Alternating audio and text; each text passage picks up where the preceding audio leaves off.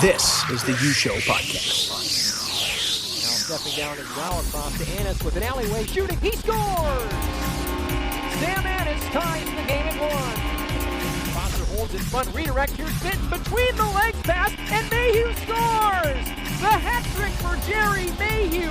A natural hat trick at that, and it's 3-1. Hello, everyone, and welcome into the U-Show podcast. I'm Chris Treff. I got Ben Gisselson alongside for this episode, which has a major focus on the American Hockey League. It's two guys that dominated the AHL, and they also played at the same time in the USHL. Two great characters as well. Just a great interview, and it's always great when we have two teammates on. But Sam Annis, Gerry Mayhew will be joining us later on in the show. Like I said, two guys that dominated the AHL this year, and you saw it up close and personal. I did. I had the opportunity for the past couple of seasons, actually, to fill in for Joe O'Donnell with the Iowa Wild, who is just a pro's pro over there. The guy has been a great mentor for me since I've gotten to Des Moines and has allowed me to help out with the Wild over the course of the past 2 seasons here and do some play-by-play for them when he's on television doing their radio games on 1460 KXNO. But it's been really a treat for me, but not only a pleasure to see those guys up close and personal. This was a great interview as well. And you mentioned teammates, but not only that, but roommates together. You could tell these guys hang out a lot right from the get-go of the interview. They were comfortable, they were composed, and they had some very good-natured ribbing back and forth on each other, which is whenever, like you said, Chris, we have two guys on, that's the hopes, is that we get a behind-the-scenes look at what the relationship between these two is like, and I think that this interview did that in spades. So I guess without any further ado, we can meet the MVP of the league in Gerry Mayhew, and then, of course, the league points leader and first team All-Star AHLer in Sam Annis. Time for the real deal of the show. As you've heard enough from Chris and I, it's time to hear from two much more interesting people than the two co-hosts of our show. Did you say speak for yourself? Yeah. Well, I thought my connection was bad for a second. As we welcome aboard Sam Annis and Gerry Mayhew of the Iowa Wild. Sam Annis, formerly of the Youngstown Phantoms. We've got dogs joining the show now. Oh, God. So a really great start. We've got already busting into my intro. We'll get to the rest of my intro. First off, guys, how are you today? I'm good. Thanks for having us. Yeah, I'm good too.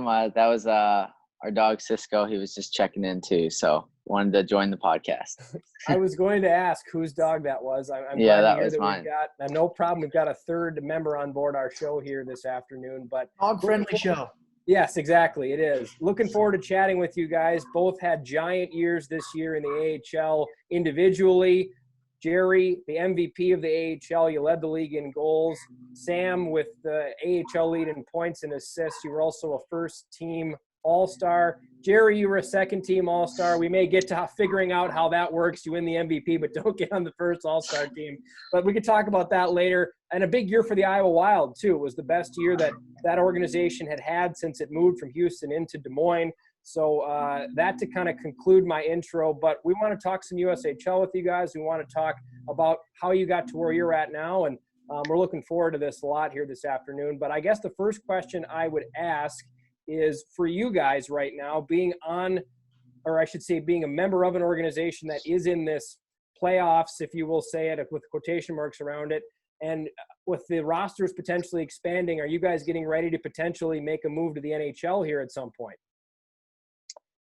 Yeah, I think things are obviously up in the air and you just never know. So trying to stay in shape as best you can and build some muscle and just trying to be healthy and do what you can and take care of your body, and never know if you get the call or however things going to work out. Yeah, just got to stay active. It's tough when, you stop right in kind of the end of the season and you take a little bit off and you don't know if it's summer or not. And you have to just keep working out like it's the season. And, not a lot of places are open to skate. So, I mean, I see Sam rollerblade and I rollerblade and just stuff like that just to keep your muscle memory. I had the great opportunity this year to be around that organization a little bit, working in Des Moines for the Buccaneers, helping out with the Iowa Wild, working with Joe O'Donnell and Jacob Bourne, the great media team that the Wild have over there. And it was a tight-knit group you guys had. It was a successful group that you guys had. It had the feeling of a team that really felt you had a chance at making a run at a potential Calder Cup final this year. What was the digestion like as a team, obviously, from Tim Army, your head coach, down once the final felling stroke came and the season was over, just to kind of really grieve that loss? Because I know that team felt they had something special going because you did. Yeah, it's definitely a tough pill to swallow. I think we felt that we were right there, and just the progress we had made throughout the year and throughout the season. And for guys like Gerry and I who had been along for the ride for the last couple of years and kind of seen the progression and trend at the way the team is playing, and just kind of the feel for hockey in the area, just everything was growing and more buzz around the team. It was tough to not be able to finish that season out and not really get any closure with hockey or your teammates or friends and things like that. So it's just unfinished business for sure.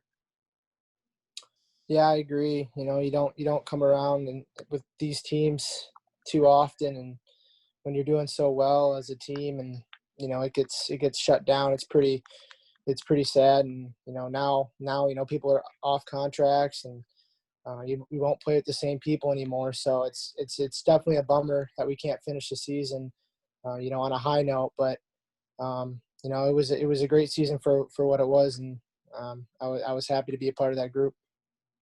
A bitter pill to swallow, no doubt. I want to transition into a more jovial discussion. I know from talking with Joe O'Donnell over at the Iowa Wild, Gerry and Sam, you guys have been close for a number of years now. You were roommates for a bit until, Sam, you kicked Gerry out for better company.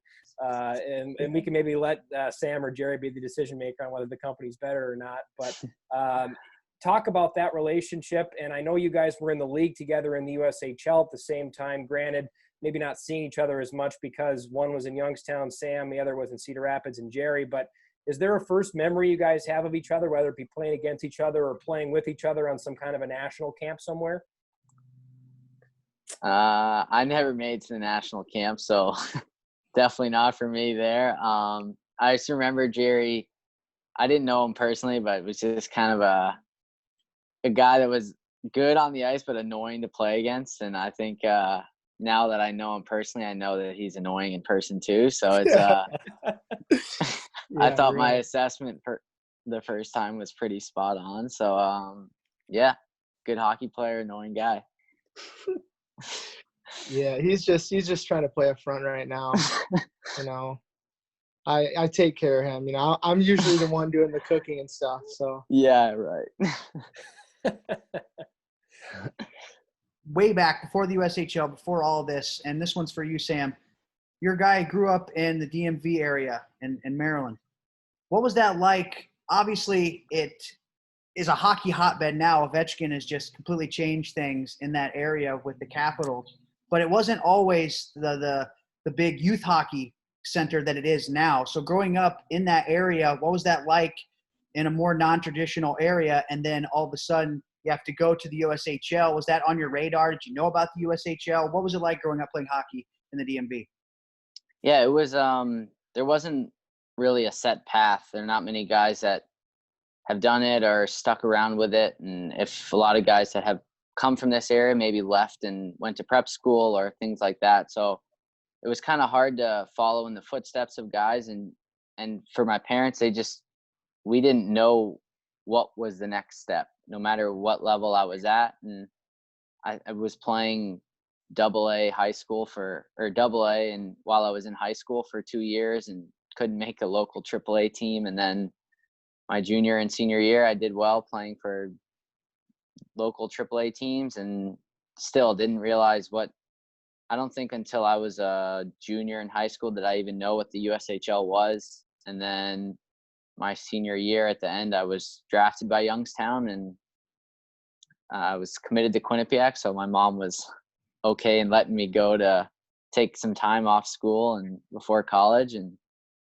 took some classes online while I was there, and great 2 years of my life there. Gerry, from your standpoint, a little bit of a road less traveled to make it into Division I college hockey as well. Even though you were in Michigan, so many of the players you see come out of there go to the AAA ranks. They play midget. You were a high school hockey player in Michigan, which is not unprecedented to see guys come out of there and have the success that you've had, but it's maybe a little bit uncommon to see that.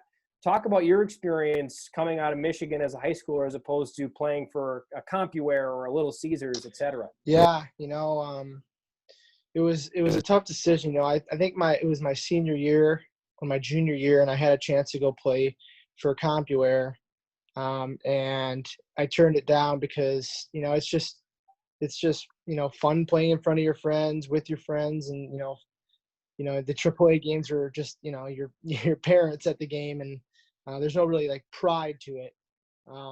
But our coach used to tell me, is like, if you're good enough, and they'll find you wherever. So go with what you want, and they'll find you. And sure enough, I got that call from Coach Carlson right after the high school showcase in Minnesota, actually. And he's like, do you want to come out for a tryout? Because I didn't get drafted. So he's the only one that reached out on the phone. I got a couple other ones from, the mail, but he's the only one that reached out. And, it was a great 2 years with him in Cedar Rapids. Winning Michigan Mr. Hockey helps do that too a little bit. That's a nice feather in the cap. Yeah, that kind of helped too, yeah. Yeah, I think that's probably his proudest moment, and he's told everyone about that many times. I've never once said it to anybody. Never. Everyone knows. Well, yeah. Speaking of that, last year on Elite Prospects, it has you at 44 goals in 30 games. But then again, it doesn't have any assists or points. Did you break the system, or did you just not get that many assists? I think I did break the system on assists. They called me that night, but I think I finished with like 99 points or something. So I don't know. No specifics or anything, right? Yeah, no specific. I don't have it in the back of my head.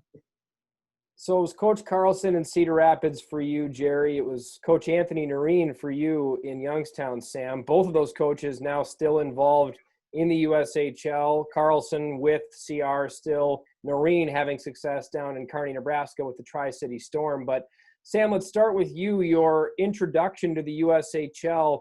What do you remember about that jump going from where you were at previously into the Youngstown Phantoms organization?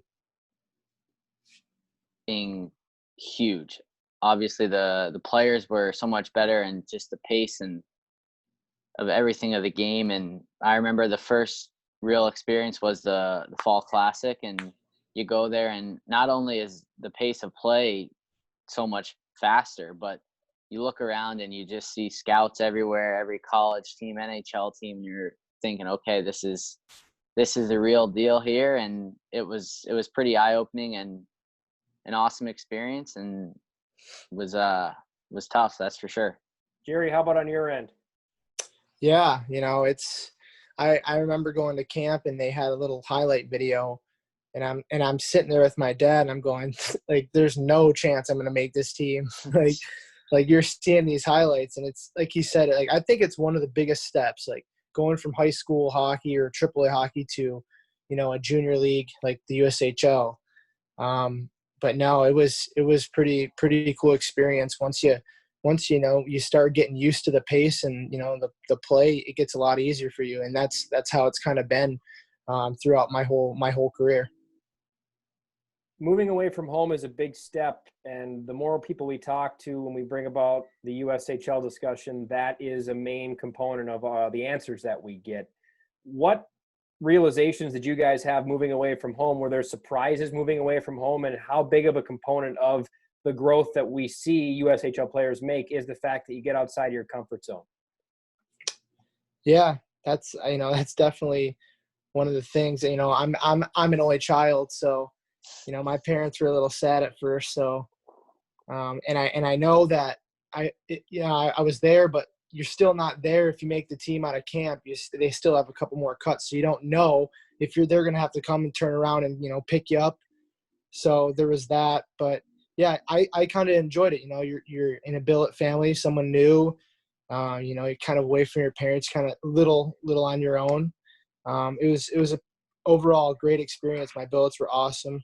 And, just, every billet I met was awesome there. And hanging out with the boys was great.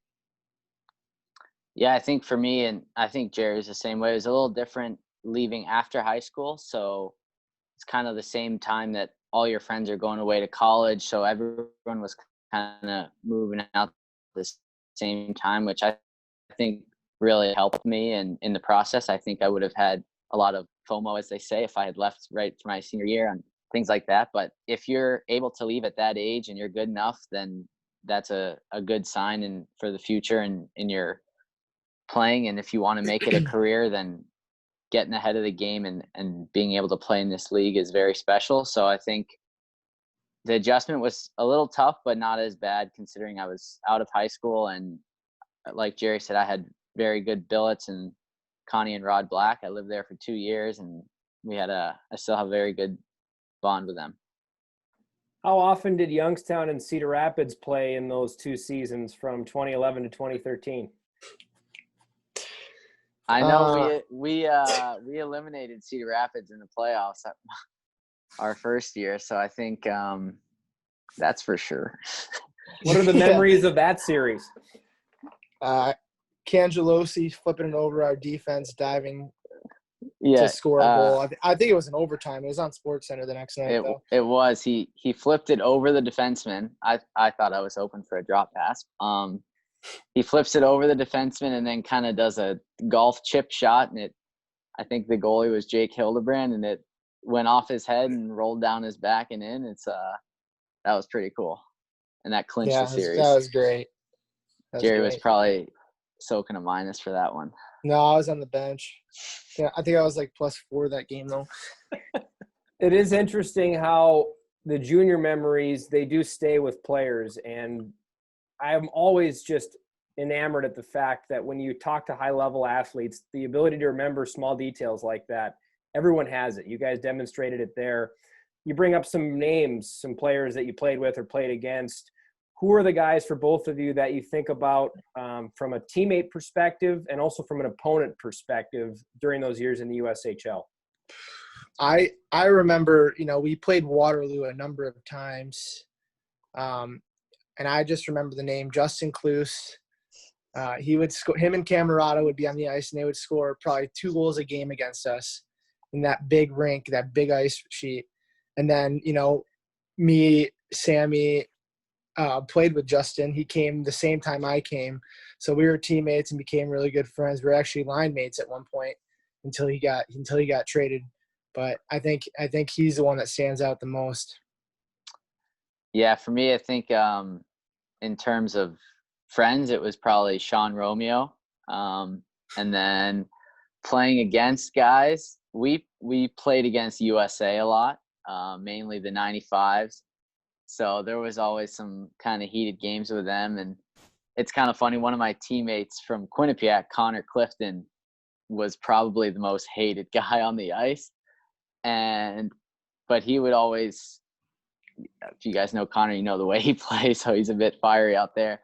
But we would always kind of have this connection, like, hey, we know we're going to the same school. We're going to be classmates next year. So he was always friendly to me on the ice, and everyone in the locker room's like, God, I hate that Clifton. So it's pretty funny. But he took it easy on you. Nice. That's always good to have that going on out there. Yeah.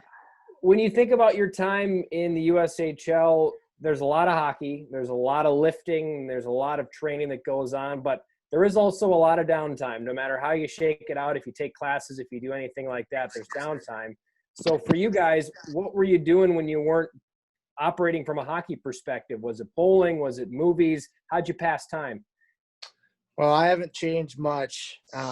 We would play video games, and Landon Smith, Sam knows Landon. I'd hang out with Landon Smith and Riley Bourbonnais, and we'd go to his billets, and they had like a movie projector, and we'd play Call of Duty pretty much the whole night. That's pretty much all we did there. We went paintballing a couple times, but yeah, it's cold in Iowa, as you know, in the winter, so not much you can do outside. Yeah, my mom made me take a few classes online, which I worked out with Quinnipiac. I did them through an online school, and they were able to transfer through. So part of the reason why I was able to graduate in 3 years, which was great. And, but other than that, yeah, definitely a lot of downtime, video games and watching shows and just finding things to do, bowling with the billets or just stuff around the house like that.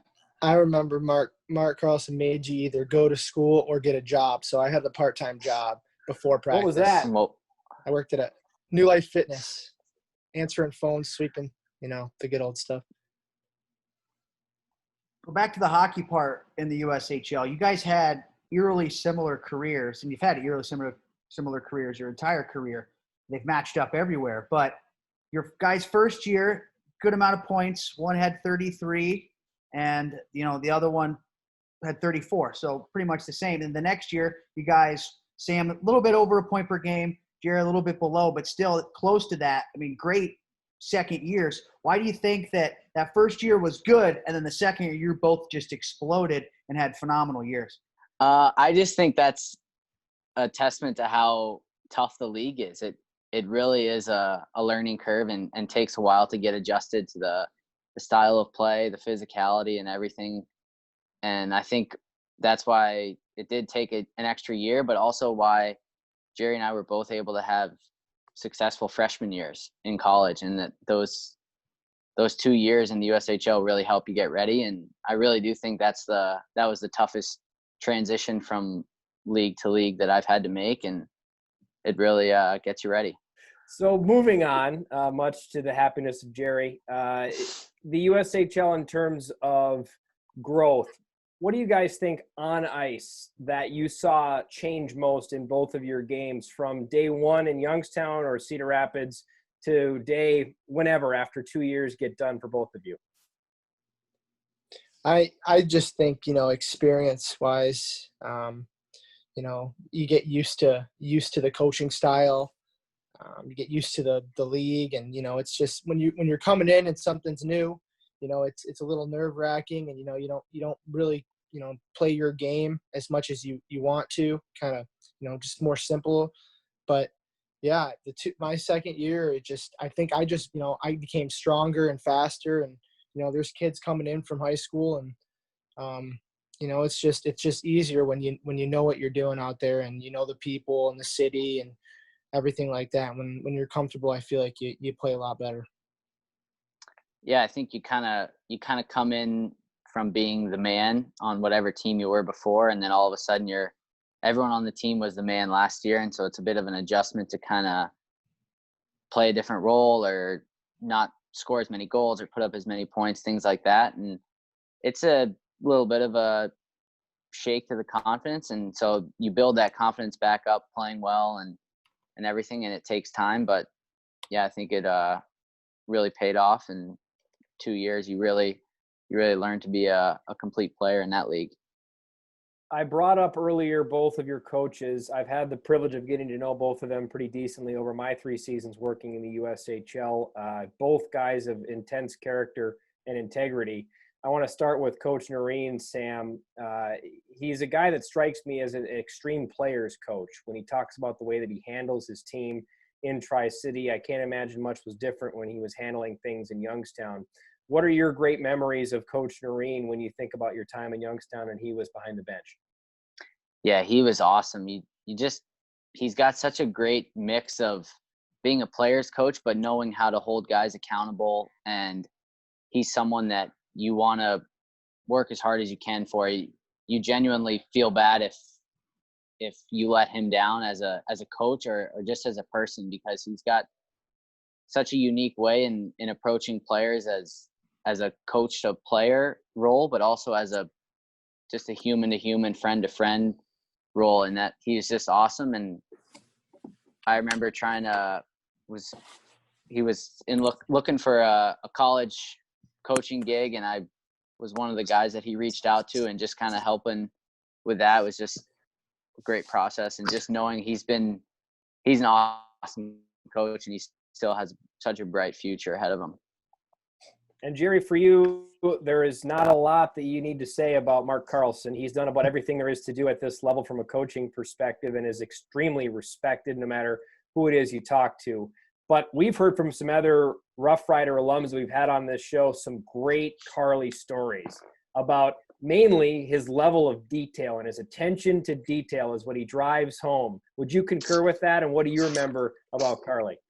Yes, I would concur with that for sure. You know, our practices would start out sometimes with, power play, and we'd move it around. And if we missed one pass, we'd start all over again, and we'd do it until we got it right.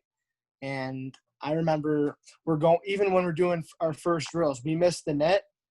I remember, it might have been me. I think I got kicked off the ice because I missed the net 3 times. And he goes, you have to do push-ups. So we do push-ups, but it was my 3rd time. And he goes, just get off the ice. So I get off the ice for a little bit and then came back on. But no, you know, he developed me and everyone so well. My 2 years, you know, those long practices really helped. And, you know, at the time, you know, you're not really liking it because you're just a young kid and, you know, you just want to fool around. But, you know, it helped a ton. And I think one of my favorite stories with him, again in Waterloo, one of our I can't remember who it was, Justin Wade maybe, or Corey Petrash. We hurt Klus. We took him out. He got smoked. And then after the game, PK comes by Carlson by our lock, and we can just hear him screaming at each other, like face to face. I thought there was going to be a brawl, but you know, you just see how intense he is and how much he loves the game, and you know, you love to play for someone like that. I can only imagine some of the under the stands wars that PK O'Hanley and Mark Carlson have had over the years. I mean, can you even begin to think about some of the little turmoil that those two have seen in their time? My goodness. Oh God, it's good stuff. Well, moving away from the USHL, you guys both had tremendous careers in the USHL and brought it right into college. The big goal of the USHL is to prepare players for the collegiate level and then hopefully eventually someday the AHL, NHL levels. And you two are testaments to that. What do you remember about that transition? Because for some guys, they jump right in, they deliver as freshmen. For other guys, it's a little bit different. It takes them a little bit longer, and that isn't necessarily any kind of a knock on their ability, but it's just guys peak at different times. For you both, what was that transition like, and how easy or difficult was it going from the USHL to Division I college hockey? I won't say that it was easy, but it was not as hard as transitioning from high school / AAA into the USHL. And not only did the USHL prepare me for college, but also we made a deep run into the playoffs, and we lost in Game 5 against Dubuque in the conference finals. And playing that intense hockey that was the last hockey I played before going into Quinnipiac as a freshman was really probably the best thing for me and taught me. I mean, obviously in college you only play 35, 40 games if you're lucky, and every one of those games matters. So to be able to be playing meaningful hockey at the end and of a serious caliber like that, it was the best thing for me. And the transition was very tough going from high school to USHL. Yeah, I agree with that. I think if we're doing transition from USHL to college, it's just, you know, you're playing against men. You know, these seniors are, you know, 20, how old? 21, 22, 23, you know, and it's just, it was a good for me. You know, I didn't play at first. I didn't play a lot. And then, you know, we had some injuries, and then we had some guys get sick. And then I got put on a line with Corey Kane and Andy Huff. They were seniors at the time. And we just took off as a line. It was just good chem right away. And, you know, we made a pretty deep run in that. We lost in North Dakota, I think, in double overtime to go to the Frozen Four. So, you know, we just, you know, connected right away, and it was good for us. So that Ferris State run is one that people remember very, very well in the hockey world, and you were a big part of it, Gerry. We don't want to gloss over the college careers of both you two, but we would be remiss if we didn't spend a lot of time with your time in the AHL together, because that's where this budding relationship of Sam Annis and Gerry Mayhew really kicked off. And we want to dive into that because we feel like for our listeners and frankly for Chris and I, that's what we want to hear the most of. You came in at the same time in the AHL, but before we even get there, you both came in as undrafted free agents, which is interestingly enough, you look at this Wild roster, and there's a lot of players like that on the Wild roster. I don't know what it looks like compared to the rest of the AHL, but it seems to be becoming much more of an occurrence now than we've seen 15, 20 years ago, where you kind of had to be a draft pick to make your way on. Talk about being an undrafted free agent and getting the opportunity to have the power of the pen, so to speak, as opposed to being a draft pick.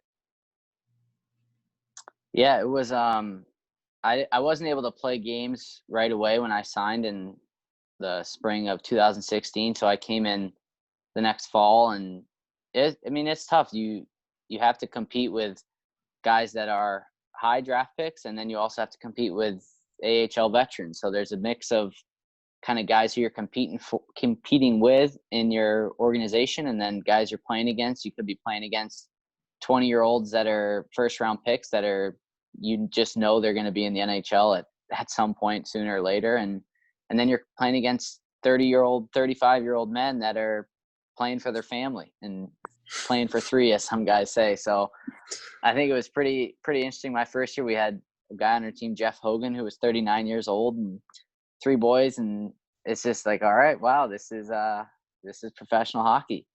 And Gerry came in the end of that year, and I don't think we played together that year, and then the next year we played together, and we both took off, so it was good. Yeah, I only played 17 games that year, which is actually kind of a lie if you think about it after a college season. But Must have been a short season. Yeah, I think we were in a playoff. I got there, we were in a playoff spot, and then somehow we didn't make it. I don't know what happened, but I actually took a too many men penalty my first ever shift in the AHL against the Texas Stars. I jumped on. It was Alex Tuck. He came to the bench kind of, and then shimmied back onto the ice, and I jumped. Just my adrenaline's going. I'm just trying to find the puck like a mini mite, but and then boom, whistle blows, and I wish I could say what Coach said to me, but it was the most nerve-wracking thing in my life, sitting in that box. And you almost got a breakaway out of the box. Yeah, I got like half a breakaway, missing that. So it's an interesting. Carlson would not be happy. No, then scratch next game. So that was the first foray, and then you mentioned next season, the first full season for you, Gerry, and the really beginning of this Batman and Robin-esque partnership between you and Sam Anis. You look at the league this year, at least, and I don't think anybody could make an argument there was a better dynamic duo than you two. Was there a moment that both of you remember where you kind of went, yeah, I want to be with this guy on a line. Like, this is why I think we mesh together well? I think it was when I remember it was me, Justin Cluess, and Sam, and we just got put on a line. And I honestly think we scored like 6 games in a row as a line, like just 5-on-5 hockey. And I think we were the 3rd or 4th line too. Yeah, we were the 3rd line. We were the 3rd line, and we were just, it was, the chem was just right there. You saw it from the beginning, and we were like, holy crap, this is a pretty good line. We're all small. Like, it was a pretty cool experience, and playing with Justin, and then he got traded. It was pretty sad for me, both me and Sam, and we had to. I think we got Cal Riley the next year, so yeah. It wasn't too big of a. It was a pretty nice addition. Sam, from your perspective, looking at it, if you are willing to adopt the Batman and Robin moniker, which maybe you are and maybe you aren't, but if you had to, if I was saying you have to accept this, who do you think would be Batman and who do you think would be Robin? Tough question. I guess since Gerry's the goal scorer, we'll give him Batman, and Robin can be setting him up. I can live with that. And hey, anytime you're playing with the MVP of the league, it's a pretty good thing, and it's beneficial for me and for both of us. So I think it's worked out great for Batman and Robin. What a politically correct answer that was. I do live just outside that was great. DC, so I know what I'm doing. Okay. Don't even get started on that. Hey, Gerry, for the umpteenth time, you have to answer this. But how did you end up getting the MVP but a second team All-Star. And does Sam ever give you crap because, he's a first team All-Star and you're second? No, he better not. Yeah, maybe I should be Batman. Yeah, maybe he should be Batman. I honestly don't know. I don't know how it all works out. But when I did get second team, I thought to myself, like, well, there goes, maybe the MVP of the league. But then I got the call, so I had no idea what was going on with that. I don't know how it works. I have to do some more research on how it works. But I would take a guess that that's got to be the first time that's ever happened. That the MVP of the league is not on the first team. So you hope so. If we were better journalists, we'd have that stat. But we're not better journalists. We don't have that. That's all right. The AHL's just been around for so long. What do you expect from us? Yeah. You guys were a part of something special there, and you still are, like you said, Sam, unfinished business. But I want to go back 2 seasons ago. The Iowa Wild were a team. You guys, this was your 4th year with the Wild in the Wild organization, but since they'd gotten to the city of Des Moines a few years prior to when you and Gerry arrived, Sam, it was a team that was kind of mired in mediocrity a little bit. They couldn't quite get over the hump to playoffs, and they couldn't quite get solidified. But there's no question right now, as someone who is a part of the hockey community in Des Moines, like I am myself, the Wild are here to stay. They've established a fan base. The success on the ice speaks for itself. But last season, so back in the 2018-19 season, was the first Calder Cup playoff appearance by the Iowa Wild. How special was it for you and Gerry to be a part of that moment and to be such a big part of that team and the city getting to that moment?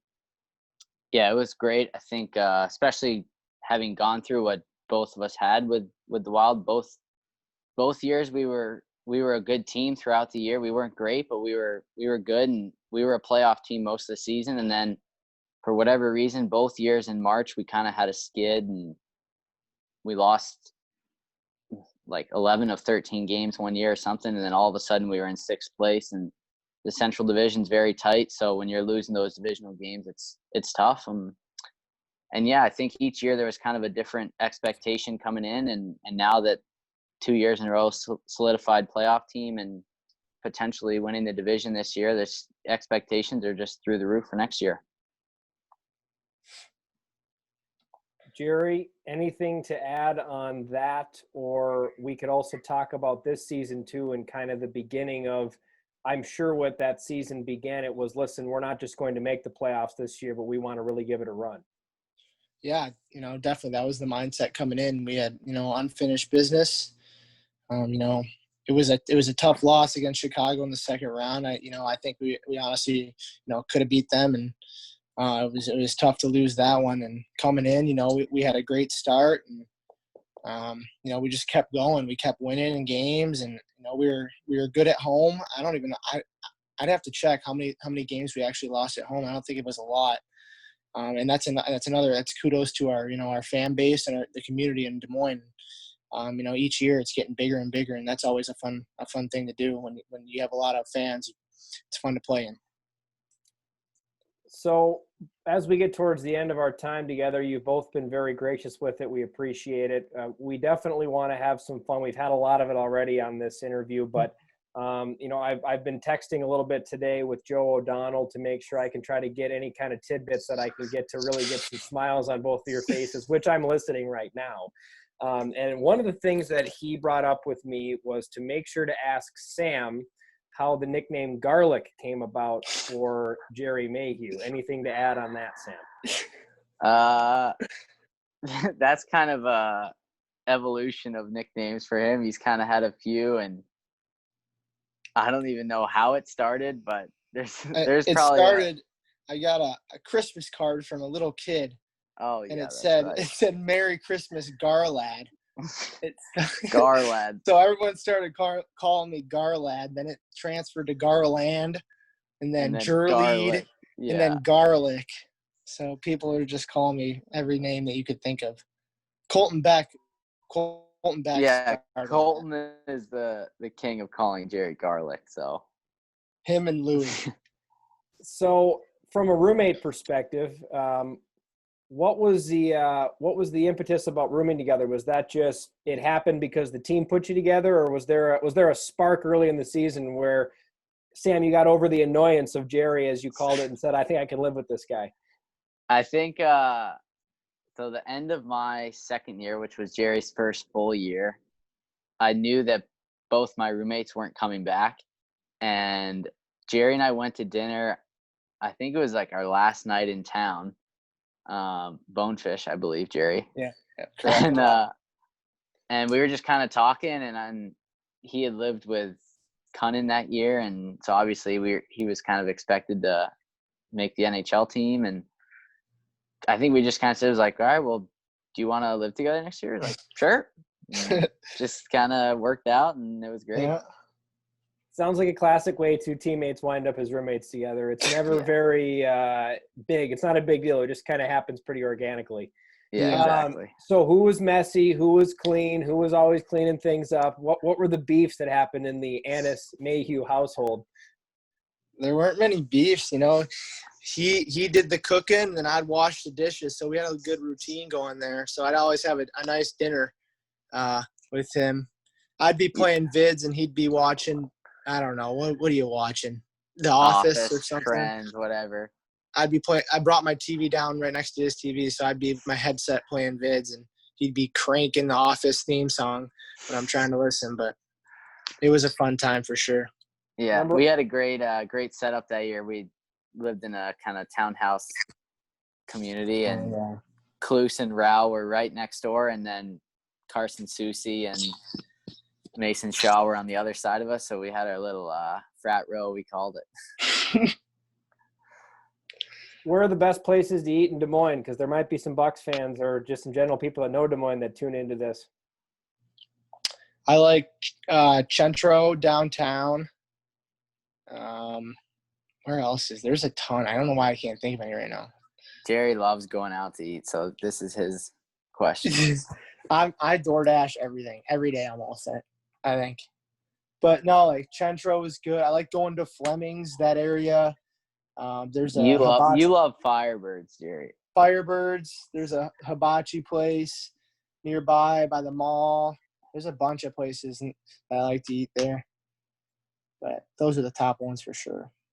Well, seems like considering Sam answered a couple of those for you, Gerry, you guys know each other very well. Too well. Unfortunately, yeah. As we get to the end of this, guys, you guys have accomplished so much in your individual careers, not only by yourselves, but with each other on the line here for the past several seasons. And, you know, Gerry, you got to make your NHL debut this year. Sam, you're undoubtedly knocking on the door of that yourself now. There will be players, there are players, and I know there are people and kids in Des Moines that go to Iowa Wild games and say, I want to be Gerry Mayhew, I want to be Sam Annis. As interesting as that is for, I'm sure you two to sit and think about, it is true. What would you tell those young kids? What have you maybe told those young kids if you've had the opportunity to talk to the next generation of hockey players about maybe what you've learned through this that you didn't know at the beginning of your hockey journey that you wish you did, that you hope you can pass on to the next generation? Go ahead. Want it? All right. Go ahead. I always tell them just enjoy the game. I think the second it becomes like a work to you, or if it's a stress in your life, then you're not in it for the right reasons. I think Gerry and I are guys that right now it does not feel like it's a job for us. We both enjoy the game, and every little step of the way for us growing up, whether it was playing high school hockey, AAA hockey, into the USHL, college, those should all be things that for us, they bring a smile back to our face because we had so much fun doing them. And now we get to come into the locker room each day and see your buddies, and as you can call them, your colleagues, because you're working with them. But it's just something that you really should enjoy. And I hope that whoever it might be, a parent or a coach, doesn't make it a stress in their life, because it is such a great sport and something they should enjoy for their whole life. That's good with me. That was great. Is that a tear in your eye, Gerry? Yeah, I got a little tear. I had to turn my face.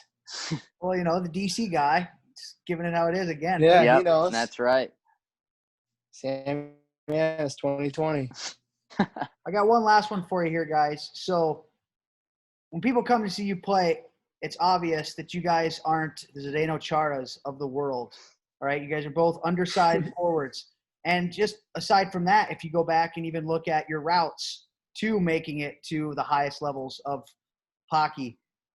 What would you say to a kid that is also an undersized player, that has also got undrafted, whether it was the USHL, whether it was the NHL, and just battled all those adversities? You probably have more than you can even think of how many times people said you couldn't do it, and then eventually you made it. Do you reach your goals?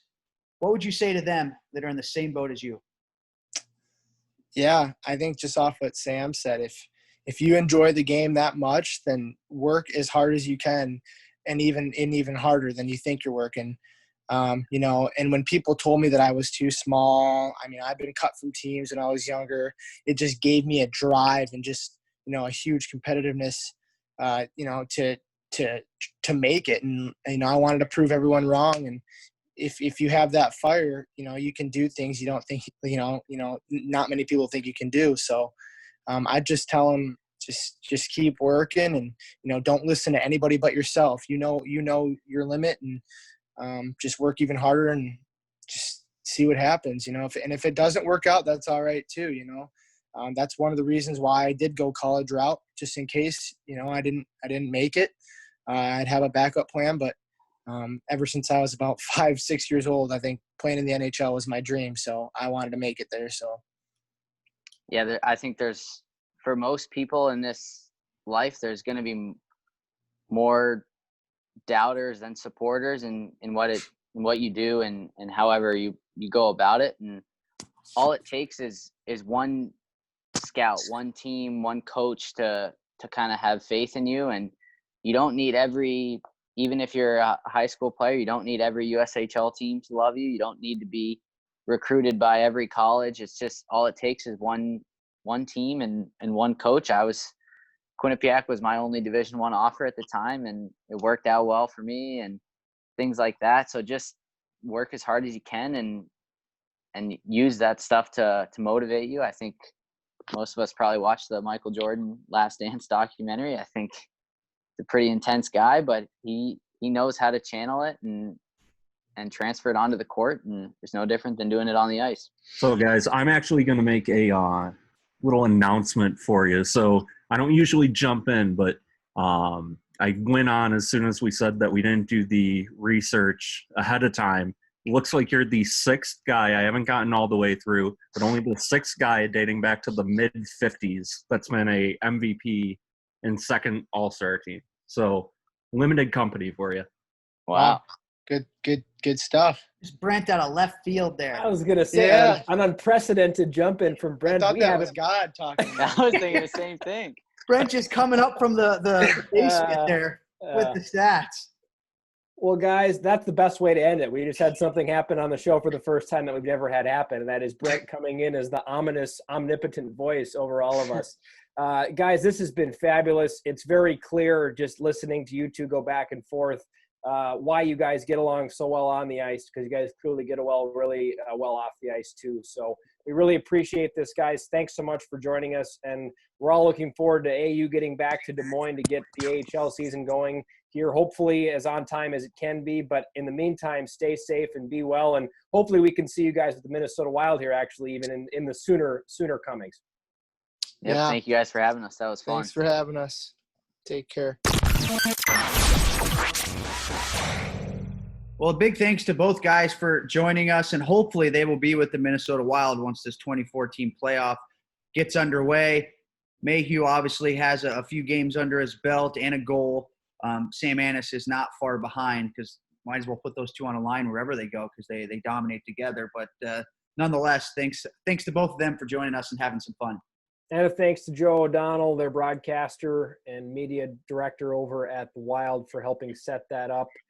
A great interview, two great guys, two funny guys, too. I love kind of the dichotomy between the two of them, right? I mean, you had Anis, who was seemingly so composed and almost kind of stoic and really well-spoken, and he brought up the political jokes all the time, being from D.C., and then you had Mayhew on the other side of that, he seems like a barrel of fun, that guy. He was smiling the whole time. He was self-deprecating, and those guys living together, there had to be some antics in that apartment building or that townhome together that were legendary. So big thanks to those two for not only the time they gave us, but for being so fun and so animated throughout the entirety of that. And testament to not only the AHL's talent, but the USHL feeding system that has really fed the AHL with tons of high-end talent that we saw this year, loading all of the awards in the first and second team All-Stars. Yeah, we had Annis and Mayhew on, but let's not forget Josh Norris, Reed Boucher, Jacob McDonald, so many guys from the USHL. I mean, the AHL, you just look at the top scorers, and it was all USHL guys. It just bodes well for the future of USHL alums really making an impact in the NHL, because these guys aren't going to be in the AHL for long. They don't, make an impact like they did to just stay in the American League their whole career. So it was a very impressive year for the USHL in the American Hockey League, to say the least, and I expect nothing but the same from here out. Looking at the path, too, of Mayhew and Annis, they've both been there now 4 seasons in their professional careers, all 4 of their seasons being in Iowa. And there was consistent point contribution from the get-go, but now, of course, last year was really the coming out party for both of those 2 players. Both had high-end seasons, delivered a lot of points. And then this year, of course, you see the accolades, you see the MVP awards. So the secret is out on these 2 now. So you would imagine, especially with a Minnesota Wild team that is likely going through a little bit of a transition now, with Bill Guerin coming in, with the new coach coming in, with a little bit of the guard maybe changing a little bit up there. Obviously, Ryan Suter's not getting any younger. Zach Parisi's not getting any younger.